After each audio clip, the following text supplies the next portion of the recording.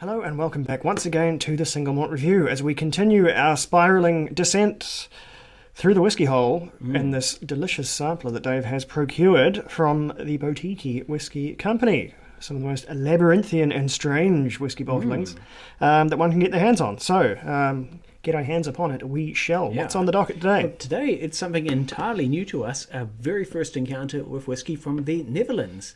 And Patrick van Swiedam has been distilling out of the Swiedam distillery for a number of decades now, including a range of malt and rye whiskies. So we have here, Boutique have put together a Millstone whiskey, for that is the name of Swiedam's whiskey bottling. And just about the strangest one in the shop too. It's single malt, which is about where the conventionality ends. It's also peated with goodness knows what. I could not find that information, whether they got some peated item malt over or found their own, or who knows. But then it's been matured exclusively in first fill PX casks, 2 of them only. So this is going to be... Look at that colour. This is 4-year-old uncoloured whiskey. Yeah, this is going to be Look some at that. sherry rocket Yeah. fuel coming out of here. 49% ABV and a bit of a Willy Wonka themed boutique labelling and fantastic cheeky artwork. As you do.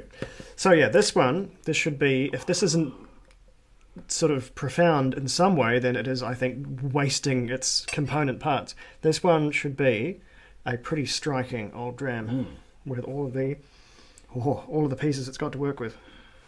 So let's find out. The colour, certainly box tech, look at that. Humongous. Absolutely humongous. And on the nose... Oh, Dutch licorice. That is salty. It is quite salty. That's Lots of definitely... licorice root. Wow. That's definitely Euro something. It's got that... This isn't Scotch malt whiskey. Oh, It's there's a little something sort of else. tire rubber, that sort of vulcanized peatiness. Yeah, it's quite a subtle peatiness. It's Ooh, not mega yeah. peated. This is not like whether it's by nature of the peating levels or the peat itself.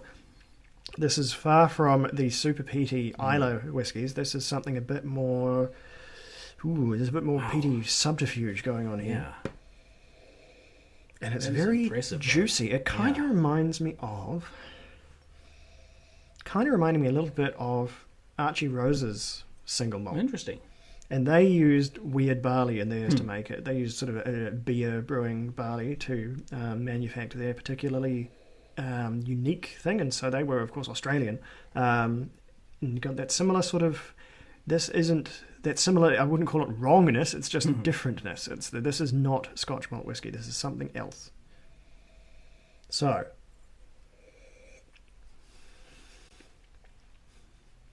I know, here's the peat. Oh, wow. That Here's the is peat. It was fiery. waiting. That's a... Oh, And that's yeah. a rubbery bonfire. Someone's been throwing some tires on the bonfire there. There's a strength to it as well. There is more than a prickle going on here. But also a big, hefty wallop of some really stewed, juicy, syrupy fruit from the PX casks, too. Yeah, for sure. That's punchy. That's got a few interesting things going on. It is very concentratedly, and yes, stewed fruitiness. Yeah. And the peat kind of comes in all at the end, and I got a kind lot of of does its own I got a thing. lot of peat early on, a big, Okay. grubby, smoky hit. Maybe a bit of water will tease this out. There's that licorice root I got on my nose, though. The salty licorice. Yeah, there's licorice, there's an aniseed going on in here as well. Definitely needs a little smidge of water. The question I always... After I think, oh, this tastes weird in Euro whiskey, I always wonder, I wonder how it's different. I wonder how it comes out so differently just because it's been made somewhere else. Because the process shouldn't be that different. And yet it's always... The more international whiskey we try, or the more international malt whiskey we try, Scotland looking like more and more of the outlier kind of thing. Because though that's such a consistent style, you always know what you've got. It seems to be... You always get something different when other people do it. So did you say these are first fill PX First fill casks? PX, yeah. That could well be a factor too, just that it's been from such an active cask so early on in a, I guess, comparatively warm climate compared to Scotland. Yeah, the And it's also not just a peat. it's not like a sherry bomb PX. It kind of grows in the finish, and I'm getting more and more of that PX sort of raisiny, buttery, oily character coming through.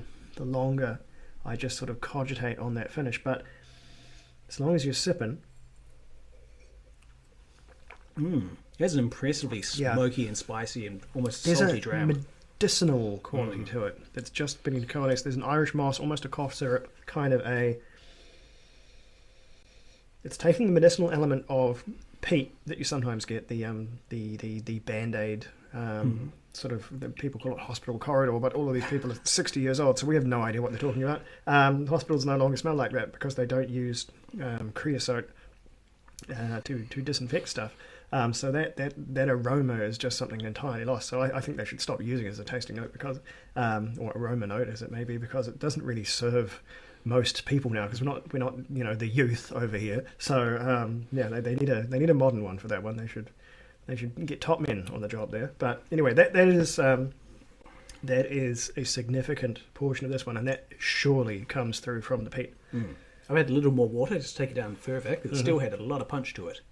It does. This one really drinks it up. Oh, now that's softened some of the smoke, and that's bringing out some of the fruit. There's sultanas, a little bit of plum happening now. I love the minerality on this. There's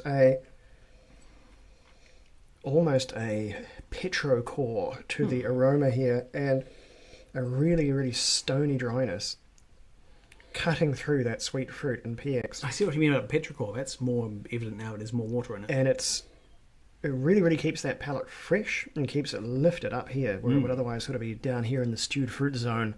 And I kind of like that. It's a very, very happening palate. Yeah. There's a lot going on at once. It's the intense rubberiness of that peat smoke is putting me off slightly. That's I wouldn't want to have more than a full dram. It's quite industrial. Yeah. Is probably the way I would describe it. There is seaside peated whiskies. There are sort of sometimes dockside peated whiskies when they start to go a little bit fishy, But this one is very industrial. This one is very inland smokestacks, lorries driving past, downtrodden workers filling sacks for something. I don't know, but it does not evoke nature, and that's where Dave's rubber is undoubtedly coming from. So yeah, this is very, very difficult to compare to anything. I don't think I can do that. I think it stands entirely on its own, because it's doing something. It's borrowing from a lot of different conventions that we're familiar with, but what's come out the other end, what has come out the other end of Willy Wonka's apparatus here is profoundly unique. And it's difficult to say I love this, because I'd have to quantify it to say I loved it. But I do quite love it. It's really, really quite engaging as a whiskey. It's a real thinker for this drinker. And I think I'm going to give it an 86.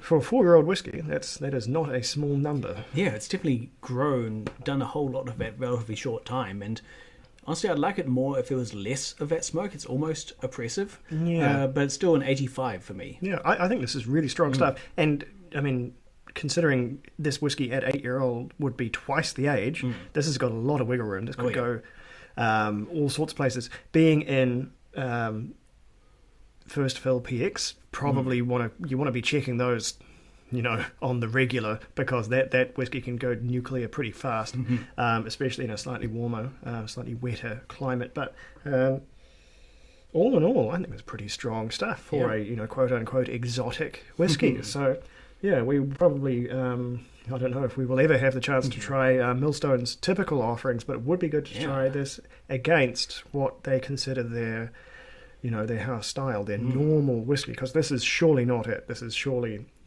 abnormal, and that's probably exactly why Boutique have chosen it, because that's sort of their MO, is to find the weird stuff and put that on the bottle with a jaunty label. Still, it may not be my favourite whiskey, but it's still a really good first impression for Netherlands whiskey, so I'm definitely keen to try more. Yeah. No, I think it's excellent stuff. So who knows? We may see more of that on the horizon. We may not. You'll just have to stick around and find out. Thank you for joining us. Sludger.